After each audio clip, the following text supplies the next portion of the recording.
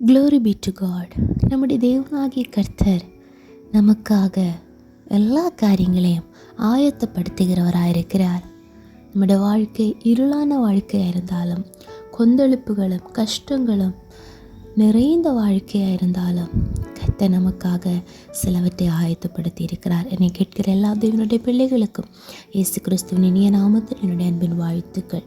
YONO தீர்க்கதரிசியின் புஸ்தகம் 1ஆம் அதிகாரம் 17ஆம் வசனத்தில் இப்படி வாசிக்கிறோம். யோனாவை விழுங்கும்படி ஒரு பெரிய மீனை கர்த்தர் ஆயத்தப்படுத்தி இருந்தார். நமக்கு எல்லாருக்கும் தெரிந்த ஒரு தீர்க்கதரிசி தான் யோனா. அவர் கர்த்தருடைய வார்த்தைக்கு மீறி அவர் சென்றதினாலே அந்த கப்பல் சென்று கொண்டிருந்த கடலிலே கர்த்தர் பெருங்காற்றை வரவிட்டார். தேவன் அனுப்பின ஒரு பெரிய காற்று அங்கே அடித்தது. அதன் மூலமாக கடல் மிகவும் கொந்தளித்தது. கப்பலின் பின்னணியம் கப்பல் உடைந்து போகத்தக்கதாக பெரிய கொந்தளிப்பு கடலில் உண்டாயிற்று. அந்த நேரத்தில் பெரிய கஷ்டங்கள், நஷ்டங்கள் அங்கே சம்பவித்தது. ஆனால் யோனாவோ அந்த கப்பலின் பின்னணியத்திலே சுகமாய் படுத்து தூங்கி கொண்டிருந்தார். பிரியமானவர்களே, சில வேளைகளில் நம்முடைய வாழ்க்கையில கஷ்டங்கள் பிரச்சனைகள் வரும்போது கூட நமக்கு தேவனிடத்திலே சேர மனதில்லாமல் நாம் சில வேளை அசால்ட்டாயிருப்போம். ஆனால் நம் நிமித்தமாக அநேக தொல்லைகள் வேதனைகள் அநேகர் சகித்து கொண்டிருப்பார்கள் இங்கே. ஆனால் யோனா தேவனை மறந்தார் என்றாலும் கர்த்தர் யோனாவை மறந்ததில்லை. அவர் யோனாவை பாதுகாக்கும்படியாக யோனாவுக்காக ஒரு பெரிய மீனை கர்த்தர் கட்டளையிட்டிருந்தார். தேவன் கட்டளையிட்டதினால அவர் சொன்னபடியே அந்த பெரிய மீன் யோனாவை விழுங்கி போட்டது. பிரியமானவர்களை, நாம் நினைப்போம் இதோடு என்னுடைய வாழ்க்கை அழிந்து விட்டது, முடிந்து விட்டது, எல்லாம் தீர்ந்து விட்டது.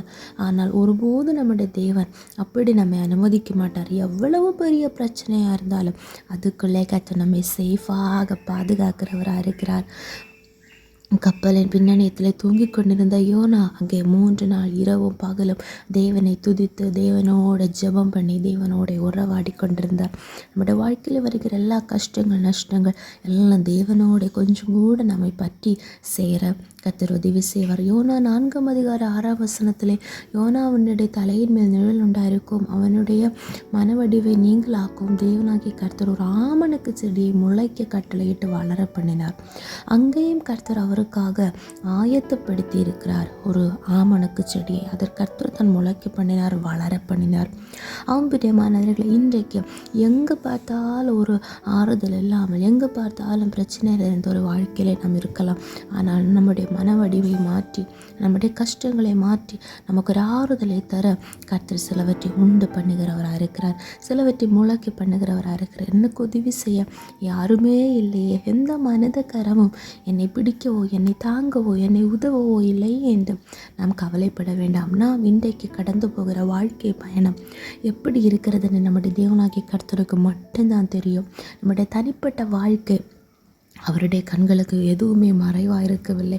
நிச்சயமாகவே நம்முடைய கலக்கங்களை மாற்றி, நம்முடைய சந்தேகங்களை மாற்றி, நம்முடைய நொறுங்கின இருதயத்தை கர்த்தர் கண்டு நம்முடைய வாழ்க்கையில் இருக்கிறதான எல்லா கொந்தளிப்புகளையும் சமாதானம் இல்லாதிருக்கிற எல்லா பிரச்சனைகளையும் கர்த்தர் சால்வ் பண்ணி துக்கங்களை எல்லாம் சந்தோஷமாக மாற்றி ஒரு அமைதலான அனுபவத்தை தர நம்முடைய தேவனாகிய கர்த்தர் சர்வ வல்லமையுள்ளவராக இருக்கிறார்.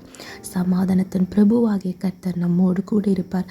அதனால் எப்பொழுதும் நம்முடைய வாழ்க்கை நடுக்கடலில் அல்ல, எப்பொழுதும் ஸ்தோத்திரம் ஸ்தோத்திரம் இரவு பகல் அடைக்கப்பட்ட நிலையில் அல்ல. கர்த்தர் நிச்சயமாகவே நமக்காக சிலவற்றை ஆயத்தப்படுத்தி இருக்கிறார். நிச்சயமாகவே சிலவற்றை முளைக்க பண்ணுகிறார். இன்னைக்கு நமக்கு காண முடியாது இருக்கிறதை, கேட்க முடியாது இருக்கிறதை கர்த்தர் எல்லாவற்றையும் ஆயத்தப்படுத்தி இருக்கிறார். சீக்கிரமாக அதை வெளிப்படுத்துவார். ஜெபிப்போம். இயேசுப்பா, ஸ்தோத்திரம். எங்களை அளவில்லாமல் நேசித்து வழி நடத்துகிற எங்கள் அன்பின் பரலோக பிதாவை ஆசீர்வதிக்கப்பட்டதான அந்த காலை வேளையிலே நேரங்களுக்கு தந்த நல்ல ஆலோசனைக்காக ஸ்தோத்திரம். ஆண்டவரே, நம்முடைய சமூகத்தை நாங்கள் நோக்கி பார்க்கிறோம். நீர் எங்களுக்காக எல்லாவற்றையும் ஆயத்தப்படுத்தி எந்த ஸ்தோத்திரம் ஸ்தோத்திரம் தீமைகள் எங்களை அணுகிறதாவே அப்பா ஸ்தோத்திரம் அணுகாதபடிக்கு நீர் பாதுகாக்கிறவராக இருக்கிறபடியால் நன்றி அப்பா, நன்றி. எல்லா கஷ்டங்கள் மாறட்டும் இயேசுவின் நாமத்தினாலே ஆமென். Good morning. Have a blessed Sunday. May God bless you all.